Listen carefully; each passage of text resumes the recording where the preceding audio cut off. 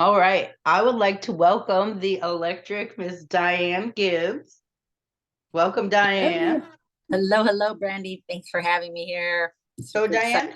Diane is the host of 420 Reasons Why I Quit Drinking podcast, but she does a whole lot more than that. So I want you to please tell us what you're up to. My gosh, do you have all day? Because I have a lot and I can keep on going. So I've got this 420 Reasons Why I Quit Drinking podcast. I have put out 30 episodes. So I'm super psyched and proud of that. And, but in addition to that, I have this business and it's called Gibbs Goodies Sticky Balls. And so the sticky balls are something that was actually born out of not drinking, but it really goes back a little bit further is that my family has been in the food business. Gosh, I'm the fifth generation. It's a family legacy. And so we were a grocery business, restaurant business. My grandfather actually had took my grandmother's apple dumpling recipe, turned it into one of the first frozen desserts that was distributed across the country. And Pillsbury came along. He was buying dry ingredients from Pillsbury, but they bought his factory. And my grandfather put Pillsbury into the frozen food business. And that was with Gibbs Goodies. And then he had a restaurant that sat 350 people. This restaurant was enormous. He either went big or you go home. The kitchen was 45% of the space. And we had a freezer that was about 20 by 22. So that is just enormous. So after he passed away, my parents and my aunt, and then eventually my brother and I came into the business. And so I used to say I had gravy in my veins because we were the house of homemade. We went through a ton and a half of flour a week making our baked goods. And we were famous for our sticky buns. And so nowadays, we closed that restaurant about 20 years ago. I've been in food distribution, always in the food business. And when I quit drinking, I had this urge for all this like sugar. And so, more so, because I was always a savory person, I didn't really quite realize it. I know, but I didn't think about that the sugar was all coming from the alcohol. So, my guilty pleasure was cookie dough. And I got healthier, learned all about cutting all the white stuff out, white flour, white sugar, white rice, white potatoes. And I started making these little balls, energy balls, cashews, dates, chia, spices. And I'm like, what do I call these things? Like, they're so good and delicious. And I'm like, damn, I used to have sticky buns and now I got sticky balls. So that's how I came to having. So this is the other deal that I got going on is Gibbs Goodies Sticky Balls. And I'm currently distributing across Chicagoland.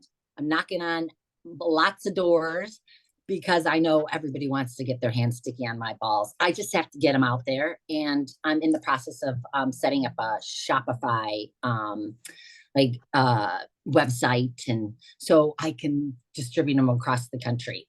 I need to get my hands on your sticky balls. I know you want I know you want my balls in your mouth. I tell you.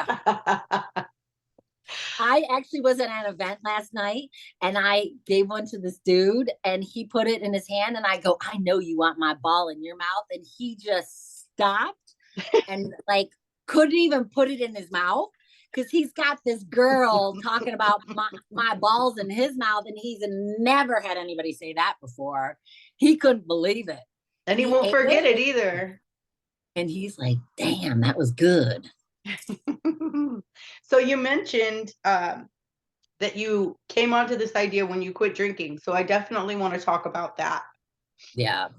So when did you quit drinking? I quit drinking 11 years ago in September. So I struggled. I started drinking when I was 12. And in my stories on my podcast, you'll hear I don't do them in order. I talked about like my first episode is about my first day of my first drinks and then my last. And so my last happened to be at a work event, and it was a huge work conference, and we were just partying. And every night I'd go out and get wasted, and I'd wake up in the morning in my clothes. And I say, and I was staying at a hotel, and I'm like, at least I was in my clothes and in the hotel room. And, but I had no recollection. My deal was I was always blacking out, and I just couldn't. And so that Monday after that conference, a friend called me and she goes, "Do you know like what happened on Saturday night?" And I'm like, "Yeah, like I was at the party. I took the bus back to the hotel." She's like, "No, you went to the bar and you got escorted out." And I'm like, "Oh my gosh." And in the meantime, I'd already heard some stories about some people at the conference that were doing really outrageous things and getting in trouble. So I just went, "Oh my gosh, what have I done?" Now, the one thing and this is something that because of the blacking out, I always was making up excuses, pretending I knew what was going on. And I go, "Well, I had the most kick-ass boots on, and I was probably kicking them up and showing everybody my boots and doing something inappropriate." But with what she shared with me, and she didn't go into any details, I just finally went that day. It was Monday, September 22nd, actually the 26th of 2011. And I said, "I cannot do this anymore. I surrender. I'm so tired." And from that point on, I quit. I actually did it with the support of I have three friends. My personal trainer didn't drink. I had another guy that didn't drink. And I didn't have very many people in my wheelhouse that didn't drink because that's all we did. That's all I knew. Everything was based around drinking. And I always had it. Like, I can't go, how do you do an event without drinking? It was all Oh that. yeah. I I was so love tough. that I love that you said surrender though, because like we associate the word surrender with like giving up. But it's like you're surrendering this thing that is actually like causing so much chaos in your life. Like that you're surrendering something that is completely not serving you whatsoever, right? Not at all. And I just had started dating this guy and a couple like, and we'd been dating for 2 weeks before I quit. And when I first met him, I think I'm going to give up smoking pot because I eat too much. And then after the weekend of on that Sunday after my conference, he played back a voice message I'd left. Oh no. And I go, I was like, well, whatever, love you. And I'm like, "Oh my gosh, I should start dating this dude. What am I saying that for? That's not right." And then I go, maybe I need to quit drinking instead of the dope. And he goes, "Whatever you need to do, honey, I'll support you." And so he was supportive, but he had no idea what the support I needed and the capacity. But I didn't want to leave the party. I just said, "I need to quit. This is my problem. It's nobody else's," which it is my problem. But I wanted I was afraid that I was gonna like lose my friends. Like, I'm just known for like being crazy and zany, and how am I gonna be without alcohol? Like, I was so scared. I was so scared. That is not uncommon. Like that, Yeah. I totally identify with that because it just everything, like you said, everything revolves around alcohol. Like, how am I going to go camping? How am I going to, listen to music? Like, how am I going to take a bath?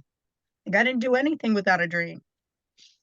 Yeah, exactly. My friends and I went to a wedding one time, and we had like loaded up the car with some alcohol to have some pre-drinks on the way there. We got to the wedding and they had like a bottle of wine on the table, and I go, "Well, that's enough for me. I don't know what the rest of you are going to drink."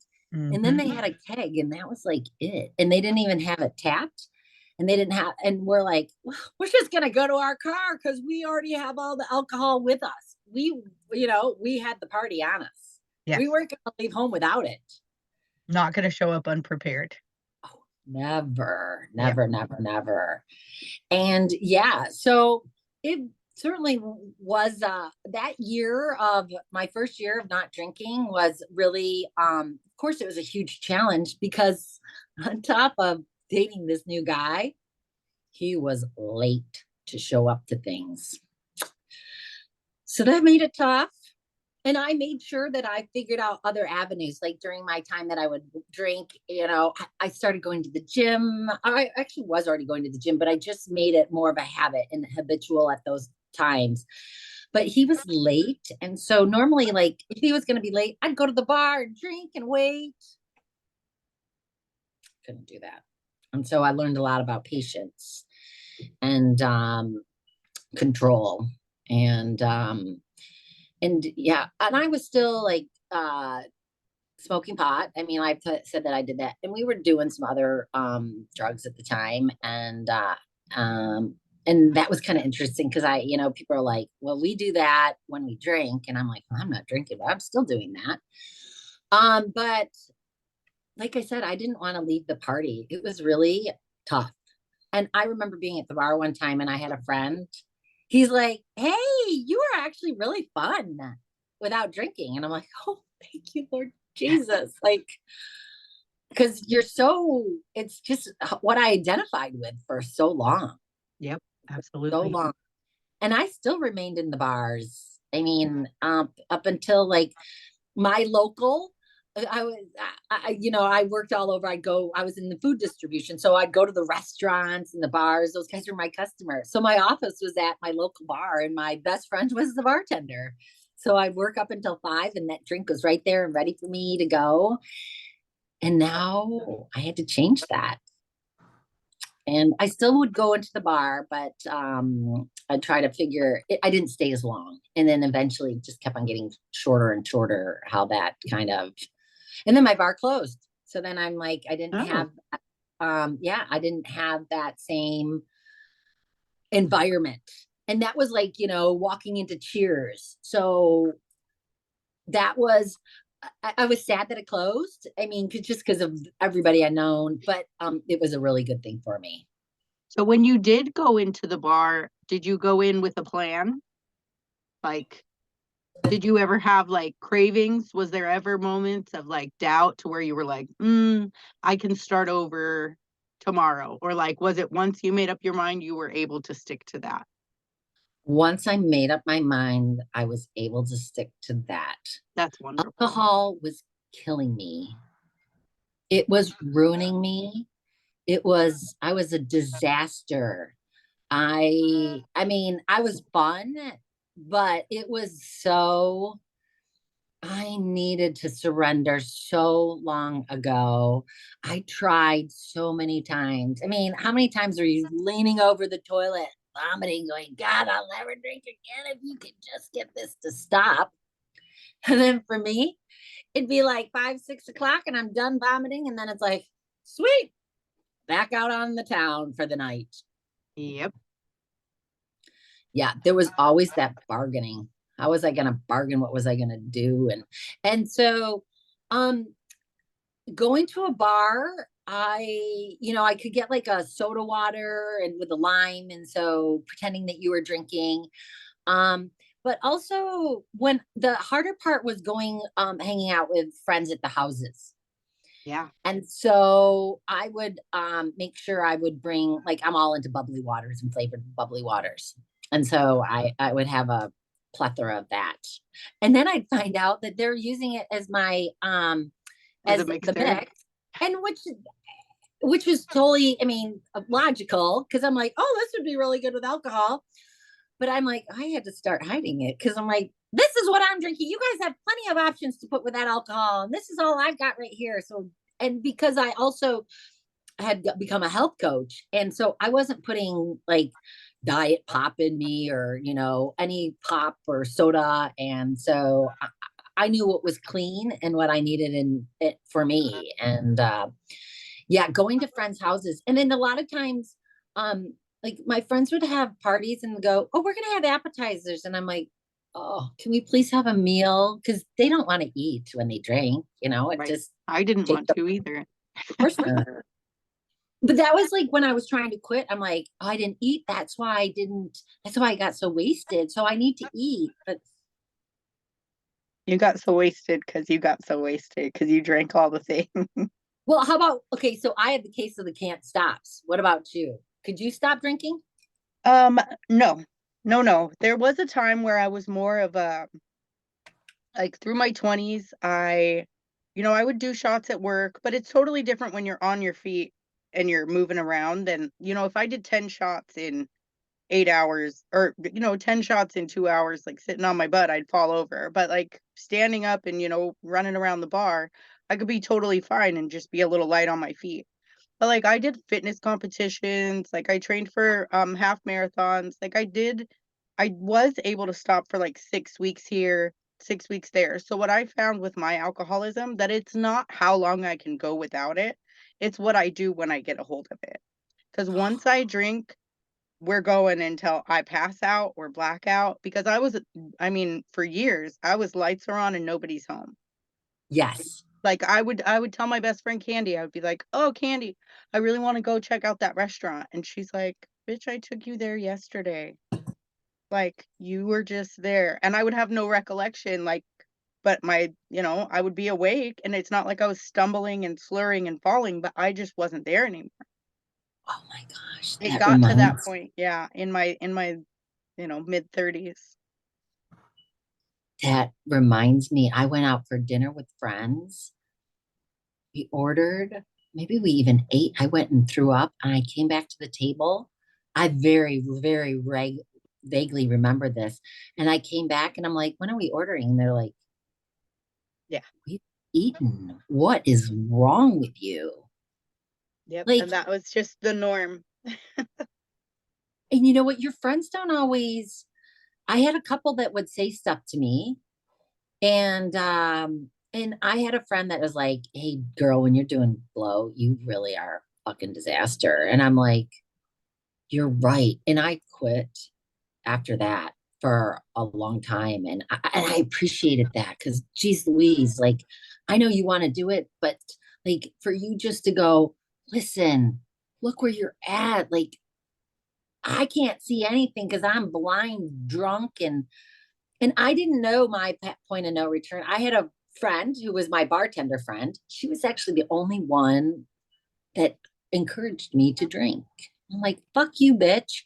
I Mhm. quit. Don't try to give me a drink because you just want me back on your side. I used to be that person, so I totally get it. I was Yeah. that I had a group of friends that we would get together on Sundays and we called ourselves Alcoholics Anonymous. And now, like, being so active in Alcoholics Anonymous, I'm like, well, how the tables turn.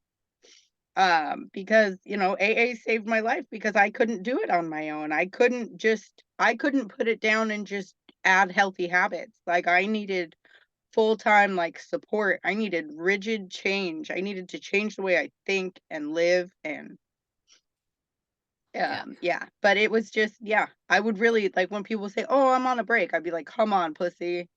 And now I'm like, if Yeah. somebody said that to me, I might punch them. No. Yeah.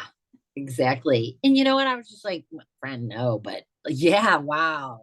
That name of your group. I actually love it, but kind Yeah. of sort of. Oh I mean, it was just the set I was bartending and it was just the Sunday folks that would come in. We'd be like, meeting adjourned and get yeah. my Yeah. God. Those Sunday fun days. Yeah. Mhm. And I had to work on Sundays because customers needed food on Monday. So I would actually take my computer, well, going back to my office, which was the local bar, Yep. and I'd be working and going, drink, working, drink. I'm like, gosh, these darn customers get in my way of drinking.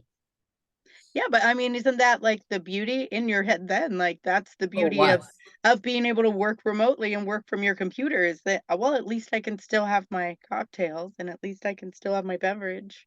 Exactly. I'm still here at the party. I might have to step outside for a second and do a bit of work, but yeah, that's cool. Yeah. That's incredible though that I'm so glad that when you surrendered, you fully surrendered. So there Oh, wasn't that battle. It was just so the struggle was really just how do I live sober? well, yeah. So I go like I'm just about at this year of about to celebrate my year sobriety, and on September 22nd, my boyfriend died. Oh, wow. He had a massive heart attack So in the sorry. backyard, and I was there. And I'm so fortunate that I was there because he was my boyfriend and no one would have ever called me. Like his daughter didn't have my phone number and his ex-wife, wouldn't call me. You And it wouldn't have was super known. tough. But Oh, I made it through that. He died 4 days before my year of sobriety. And I kept going. And I was so afraid that I wasn't going to remember our time together. But God gave me this incredible gift of not being blacked out for a year. I had 2 weeks of blacking out. And then the rest of it I had with him. that's amazing. I mean, what a gift. What a special person that was, just showed up into your life and then was there for you through all that. And then, oh, And he wasn't like, he never tried to encourage me to drink, but he was still, it's interesting because like my friends never did anything to, let's do a sober night. yeah. But I never asked for that either. And I never asked for him to do it sober because I thought I could handle it. And I did. It just, I just made it harder for myself. I always made it harder for myself, but I I'm made it through that. That's amazing. I made That it through it. And so like I said, my friends, I was just like, I've never experienced anything like that. And the loss was so great. And I was just so afraid of losing my memories. And like I said, I had them because I was sober. Yep. It was my first sober relationship in the alcohol, should I say, alcohol free, Yes.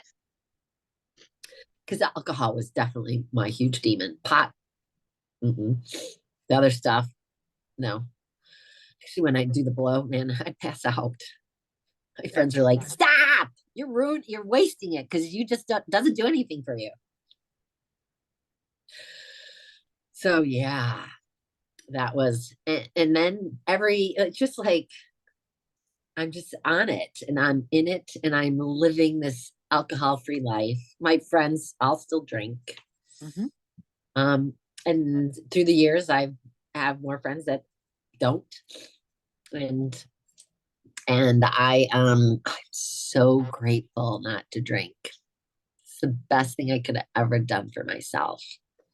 I agree. It is the greatest gift. The things I Is have in my life right now and the things that are happening would not be possible, could not be possible if I was still drinking. I really don't think that I would be here if I was still drinking.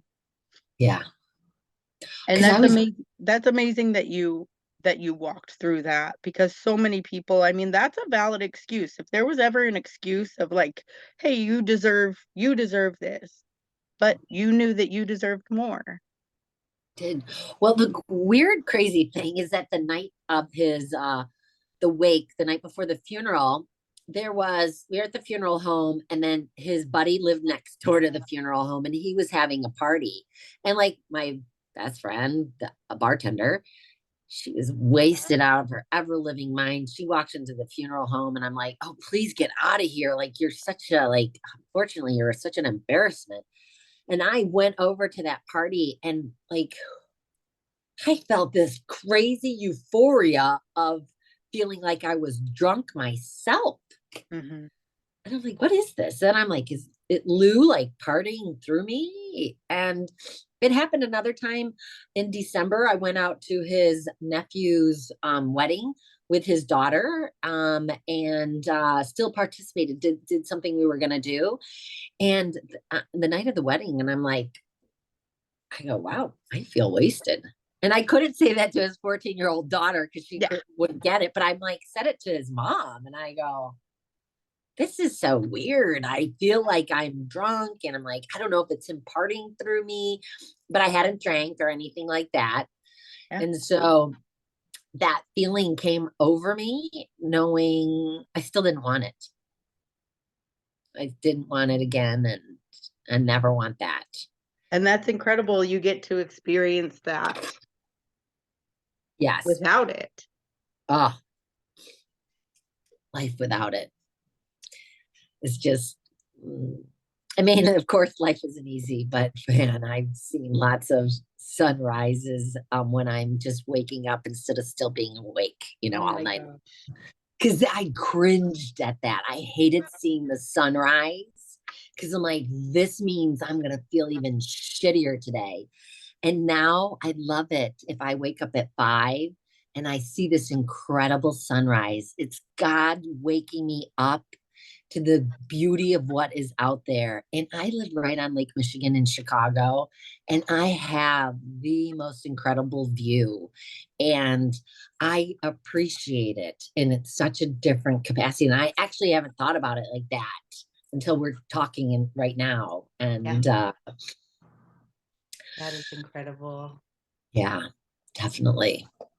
Definitely. So with your podcast and getting to share your stories, like you share like the drunkalog and you share the shit show, but now you have a chance, like, we say, like, in the program that I work is like, we see how our experience can benefit others. So it's like you have these stories, but then you also get to offer insight into like what you've learned or what I don't know. Do you share like what you could have done differently or just, Oh, yeah. I definitely do. So, one thing that I just talked about was, it's really interesting. I love to journal. So, and I've been journaling like since 5th grade and then on and off through years. And I have my journals from high school. Holy moly. Mm-hmm. And then since Lou died, his, that wedding I was at, his, like the mom of the bride gave me this journal and I've been journaling ever since. And, but in oh wait, what was I saying about in oh, I just lost my train of thought. That's okay. It'll come back. It's totally fine. I know, I hate that when that happens. I'm like, is that the effects of the alcohol from all so long ago, or what is that? Or it could just be the universe just going, nope, they don't need to hear that yet. Yeah, you're so right. But okay, so actually now I just recall. So in my 9th grade journal, I wrote about wanting to get drunk and going out to a party. So I'm like, I like so and so. I want to go out and get drunk so he can take advantage of me. Mm-hmm. I'm not shocked if you can't tell. 3 different times I wrote it. I'm like, is that the way? And I thought guys would like me better drunk.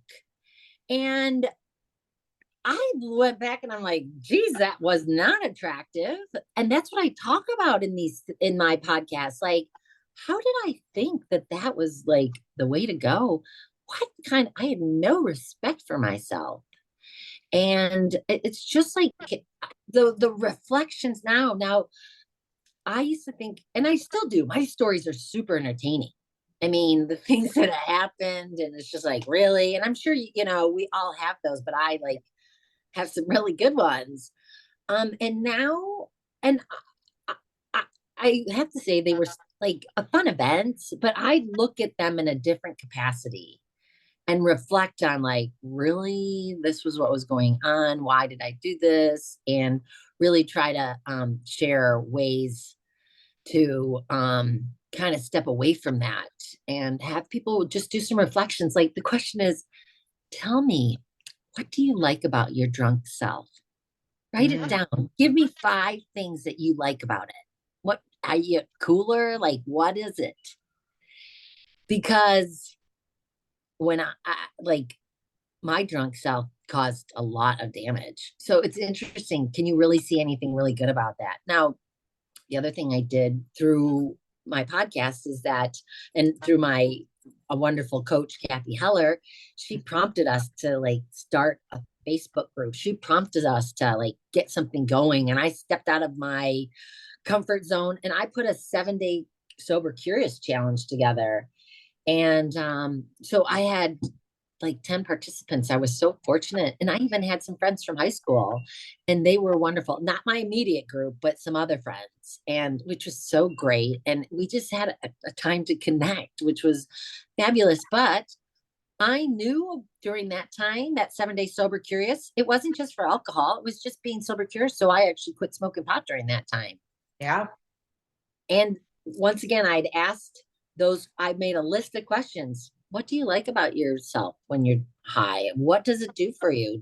Are you better? I had about 20 questions. And so I did that at the beginning of the challenge. Mm-hmm. And then 10 days later, I actually went 3 extra days because I'm like, oh, let's see, I'm just going to go longer. And then 10 days later, when I smoked again, I went back and I answered those questions. And and it affects people differently. And pot really, I am super, like, I'm a visionary, and my ideas just are constantly flowing. And boy, they just really turn on when I actually smoke pot. And so the ideas are coming, but I still really work at a high capacity of ideas without it. The other thing, it makes me eat, and I didn't want to necessarily go back to that, but now I understand, and I have reduced the amount that I am currently smoking, and because of where I'm at in my life and the podcast, but really the thing that lights me up so much more is these sticky balls. Yeah. I am so high on this and this vibe that I forget to smoke pot. I'm like, I don't need it. I'm so high just naturally now. I'm like, ah. So I like those other substances are just kind of falling by the wayside. Do you feel like it was a little more habitual and now it's a little more recreational for you? Yeah. Yeah. Like you were doing it because it's what you do, and then when Oh you yeah. looked at it head on, then you went, "Oh, well, I don't need to be doing it like this." And Oh then, yeah. Well, because I'm actually Doobie Die. That is my nickname. Everybody calls me Doobie Die. And my friends at college, they're like, hey, Diane Gibbs, and they're like, they go, Doobie Die. Oh, fuck yeah, I know Doobie Die. I love Doobie Die. My family, my parents, my nieces and nephew, like that's who I am. My cousins, everybody calls me Doobie Die. And so I identified with that. And so that was like still going to be able to be fun because some people are like really aren't able to socialize when they smoke pot, and I do. And I think I was participating more in the like eating the gummies and all that because I was trying to keep up with the party. I still was trying to be in the party. Mm. And now, I'm still I still hang out with my friends. And I love them. And it's interesting doing the podcast, their realization and our relationships continue to change, evolve, but we're still growing as friends. And I feel fortunate because so many people cannot socialize with the people. Did you experience anything like that? I You hear being it a bartender. so much. I did not change my friends. So I started my recovery journey in June of 2019, but that's not my sobriety date. Yep. I did relapse in there. And when I relapsed big.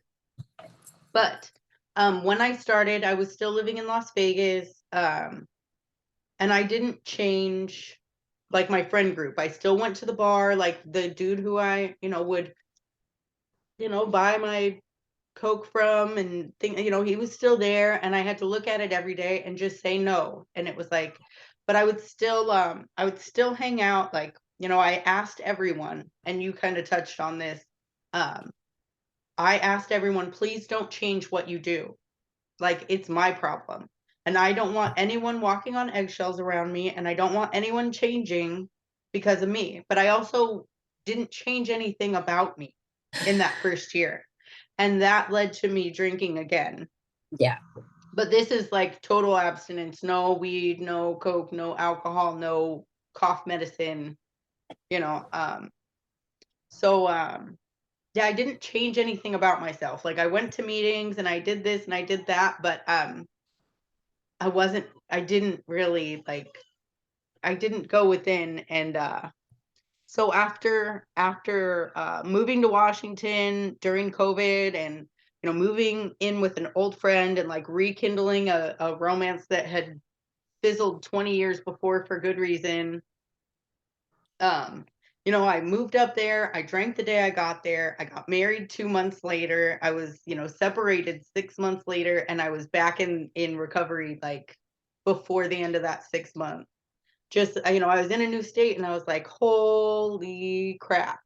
So I still didn't change my friends, and like my husband now drinks. He's never seen me drink. But I still am around people that drink, and I'm still around the party, but I'm not the same in the party. I am different. Like I can socialize, but I'm much more not withdrawn, but I'm not like the loud, outgoing. Like I felt like I was different when I drank. Like, and I did miss those things about myself in the past, like I was kind of loud, and I was kind of obnoxious, and sometimes it was great, and other times it was really inappropriate and unnecessary. Yeah. So it's still a process. Like I'm coming up on 2 years sober this time around. Hooray, yes, just a couple weeks away. Awesome. But I'm still growing into, a sober person. So yeah, there's still times where I'm not who I would like to be. The woman that I am in my head versus who I am on the outside isn't matching. But That's in a good way, because before, who I was on the outside didn't I was good on the inside, but I was really shitty on the outside. And now it's like, there's good inside, but I don't share it with everyone the way that I used to. I'm a little more closed off, and um I'm a little more reserved. But once I do connect with people, then I open up. But I feel like being like an empathetic person, and being like having like a history of trying to rescue people and being in the bartender position, it's kind of a good thing to have some boundaries, and like to get to know people before you're like, oh, I need to help you, come to my home. Like before, I even, when I was drunk, I'd be all fucked up, and somebody'd be having a bad day, and I'd be like, I love you, come to my house. And I feed them whatever. I'd either cook for them or feed them booze or give them drugs or just whatever, just because I had that. And now I get to do that, but in a safer for me way, and probably more helpful for them way. exactly. Like, oh, now I remember helping you, and I have different coping mechanisms. And Yeah. Yep. It's oh, crazy. But most of what I have to say is about either like recovery or personal growth or healing. And like people at the party do not want to hear that. I know they're kind of like, whatever. Yeah. Where's my drink? Hmm. I think I went to a concert with my friends. We went and saw New Order, and one of my friends is like, "It's 7." She goes, "I'm not buzzed enough. I need a shot." It's only 7. What do you need to get you to a point that you're going to go to a concert and enjoy yourself? Like, I am like so glad that I don't like think of that capacity. It was just okay. And I remember doing shots back in the day in college. We'd have 3 beers in the refrigerator. And so we're like, whoa, we must play the 60-second club. So every 60 seconds, we would fill our shot glass and drink that beer, and then shake your head, because you know what? It's going to affect you or affect you. Whatever. Like, what a silly, stupid game. And, Yeah. but it's because we only had 3 beers, and we had to like slam it. And Yeah. so You it had could to make them count. exactly. Yeah. And now it's just like, none of that. And the thing that's so wonderful about not drinking is that I can leave the party when I'm ready to, when I'm done with it. Nothing good ever happens after 10 o'clock, or well, 11 o'clock. And because everybody starts getting into that repeating zone.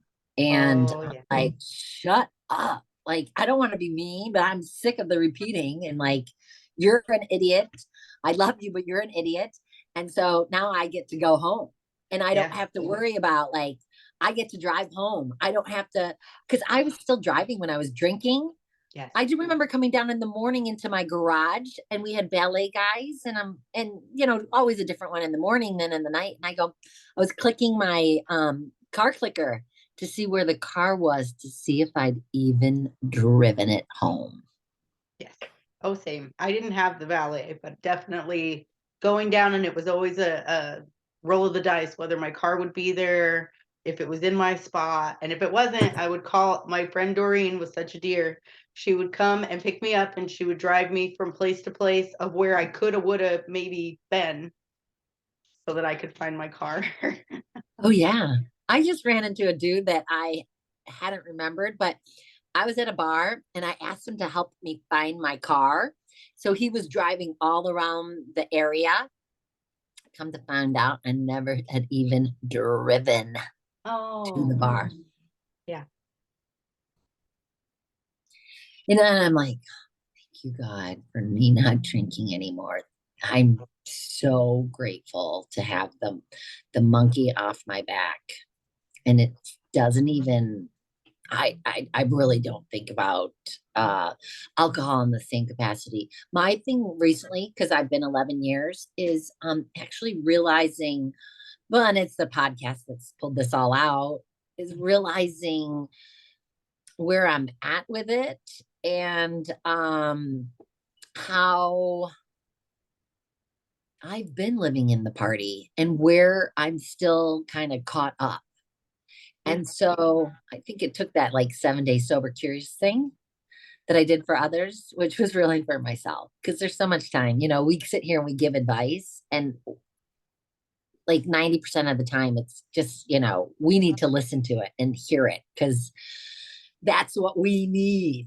Yeah. And so, yeah, I definitely, I've just,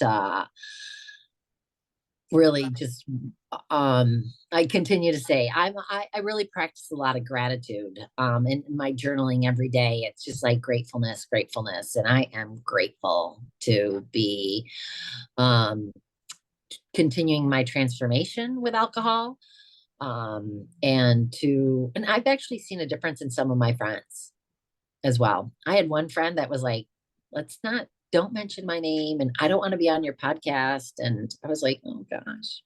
And I did mention her name by like my first one because I didn't realize it. And then we got together and it was a while later this summer because I started in April. And she said, I have this book I want to share with you. Quit Like a Woman by I've heard Whitney. of it. Oh, you know what book I'm talking about? I've heard of it. Oh, it's so good. And for her to give me the book was incredible. And then she said to me, did you ever feel like we supported you? And I'm like, wow. I thought about it. And I did still feel the love of my friends because I was still there. Yeah. But it, but they didn't ever do anything sober with me. But I didn't ask for it because I said, still keep partying because that's what I felt like that needed to be done in order for me to like stay friends. Yeah. And thankfully you made it through that. But now you get that gift of being able to look back and go, wow, what would it have been like if I had asked myself if that was something that I wanted or needed? And then been like, can we have a sober Saturday to where we all just go do something fun sober? Yeah, I'd still like to say that to them. You still And can. I know I can. I know I can. And there's a couple that would, but Yeah. yeah. Yeah. It's I want to go back to what you said real quick. Like using our experience to serve others is like the greatest teacher for us. Like that's one of the biggest things. That's where I learned my like big lessons to where I can sit and I can tell you up, down, and all around because I can speak to you and I want, I want to give you everything I've got. But when it comes to me, I'm still used to either sitting in something or like I'm complacent with it or it's like, it's something that I'm used to just holding on to and carrying. And then working with others, I'm like, oh, this totally applies to me. And you're going through this, not just for you, but for me too. Because this is my chance to look in the mirror and address this. And it just doesn't come till we're ready. Yeah. Yeah. We're sharing it with the others, and really you're like, oh, that was really for me. You know, Mhm. and I needed to tell you so I could hear it, because it's been going on in my head. But then until you speak it out loud, you're like, yeah, I needed to hear that. Oh, I'm so glad that we got together so that you could share your experience and share your strength and your hope and what's coming up. So, is there anything that you would like to tell someone who is either, thinking that maybe they're getting to the point where the party needs to be over? Like, is there any just simple advice that you have for them? There is support to those that want to surrender. You don't have to do it alone. And you just have to ask for it. That's And what I was so going to say, is ask for help. ask for help. Like, and when that friend called me, there was another work friend that I called right away, and I'm like, this is what she just said. Oh my gosh. And she had her own issues. It wasn't with alcohol, it was with drugs. And Mhm. she goes, I go, I can't do this. And she goes, but I can help you. Yeah. Like, I've gone to some, like AA stuff, and I can help you. And so I didn't have a large group, but I had 3 people that helped me. And I was so grateful. And you don't have to do it alone. I'm here to have like a conversation with people. Anytime that I've gone and shared my story on my anniversary dates, I always get people that reach out. And Mhm. I've had people that, friends that are drinking, that have quit, some that are drinking so much less, the awareness, and they realize, if I can quit, the hugest partier, then they can quit too. Yes, that is my biggest thing is listen, like, if you knew me then, whether you knew me or not, like, you'll get to know me. Like, if I can do it, you can do it. Like, anything is possible because And I my could life not is better. yeah, I could not imagine a life without alcohol. And it sounds like it was the same for you. And 100%. I remember and someone wanted me to do a cleanse to just like get healthy. And she told me I had to go 2 weekends without drinking. And I'm like, one is okay, but no, thank you. I'm not going to participate because I can't go that long without drinking. I did the cleanses, but just drank straight vodka. I would do all of the other things, but I would not drink. Yeah. So Yeah. Yeah. We're here to help. I know that your story is going to, continue to resonate with so many. I know you're going to help people. And I'm so grateful that we connected, Brandy, because you're awesome. And, it's coming from the bartender. That's our friend on the other side. And to have the sober bartender and being able to share that experience is, really unique and really special. Just to start telling your story is so important. I agree. You're going to help so many people. You've helped me today. And you've helped me too. I'm so thankful that we met. Yeah, And me I too. can't wait to see what comes next. But hopefully we'll talk soon. Oh yeah. Well, the thing that's coming next, more podcasts, of course, but Yes. the sticky I balls. can't wait for sticky balls. I'll make sure as soon as that Shopify is out and ready, I get that to you, so you can get your hands sticky on my balls and my balls in your mouth. And I'll tell you, folks, you can be ballsy and quit because you can still have a ball without alcohol. It's so perfect. Yeah, So, for sure. just to reiterate, you can find what platforms are you on so people can Okay, find your so I'm podcast? on Facebook under Diane Gibbs, and then I'm on Instagram with Diane with a double E Gibbs. And I am on all the platforms, most of them on the podcast for the 420 reasons why I quit drinking. All right. Thank Yeah. you again. Thank you.